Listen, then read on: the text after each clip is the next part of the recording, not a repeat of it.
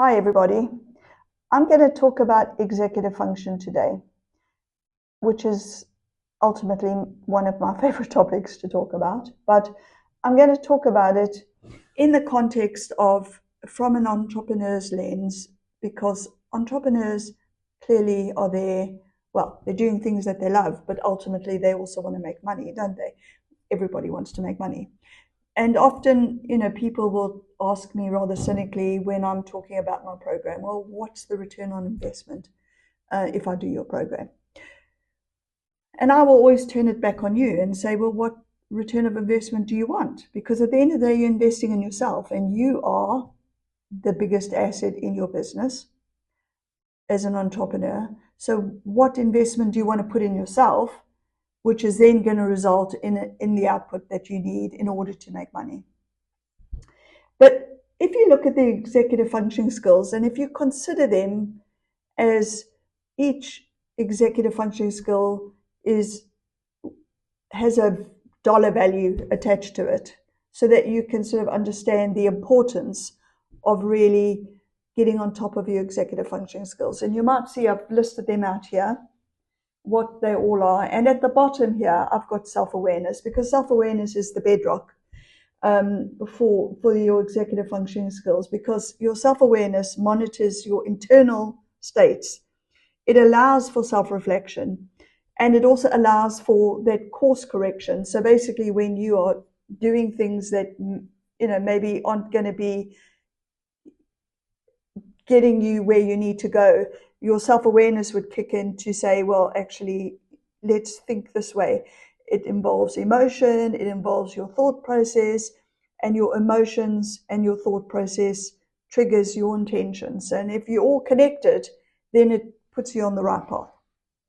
After self-awareness, you get emotional regulation, which controls all your emotional responses and your stress management. Then you have self-restraint, which is essentially, it's called self-restraint, but it could also be called impulsivity. But it basically, self-restraint inhibits impulses and helps you pause before reacting, maybe in a negative way. So it's there to help you create the pauses you need before you move forward. Then we have self-motivation. And I think that's fairly self-explanatory. It's basically what gets you motivated to get on and do what you need to do. You have non-verbal working memory. And non-verbal working memory is all those things. The clue is in the word non-verbal. So it's basically the ability to hold mental images, to keep track of sequences and tasks. Then you have verbal working memory. So that's where you basically hold internal dialogue for self-instruction and task planning. And then finally, you have planning and problem solving, which is the way you strategically think, where you are able to weigh up pros and cons, the way you organize information in order to solve a problem. And they are all interconnected. It isn't like they all stand alone from each other. It is like a puzzle. So ultimately, if you have really good emotional regulation, it helps you with planning and problem solving, for example, because you don't get into a panic and a complete tears if you meet with a challenge, and you're able to break it down. Or it helps you with your non-verbal working memory, because maybe if you lost somewhere, and instead of getting panicked about it, you can actually think the thought through and visualize the town square or the map, or how did I come in, how do I go out, etc. So they all interlinked. But if you think about them with a dollar sign, so say each one is worth $1,000 to you on a daily basis. And every time you do it, you make $1,000. But every time you don't engage with your executive functioning skill, you lose $1,000. So potentially, every day, just using your executive functioning skills, you have the ability to make $7,000.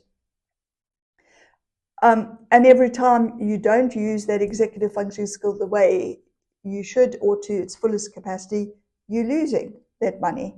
So at the end of the day, you could either be up $7,000 or you could be in deficit by $7,000.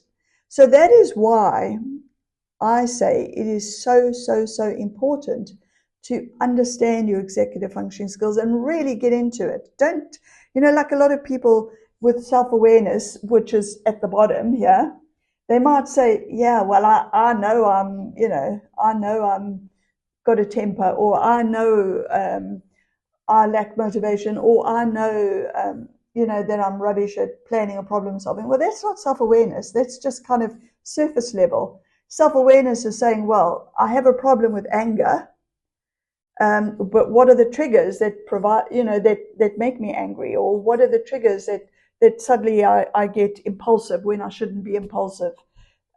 And really getting into the weeds of it. It's not just that surface level, well, I know this is who I am. That's not self-awareness. That's glibness, I hate to say. But so the whole point of really tackling your your executive functioning skills is so that you can actually, in the moment, know where you're at with them, and then consciously and intentionally make a decision about what you're going to do about them. It's not to say that we are going to be, using all our executive functioning skills to the highest capacity every single day. At the end of the day, we're human. But knowing where our triggers are, knowing where our pitfalls are, knowing where we think differently, knowing where our energy cycles are, knowing when to tap into things, that's important. And that's what's going to make a difference between you able to manage tasks that you have, manage your business the way you want to manage it, grow the business the way you want to grow it, and make the money that you want to make at the end of the day. So I really, really stress executive functioning skills. Don't pay lip service to it. Don't be glib about it. Really, really understand them so that it enhances you as an individual, enhances your relationships, and ultimately also enhances your business. But if you want to know more, watch my webinar and book a call with me and we can talk about it.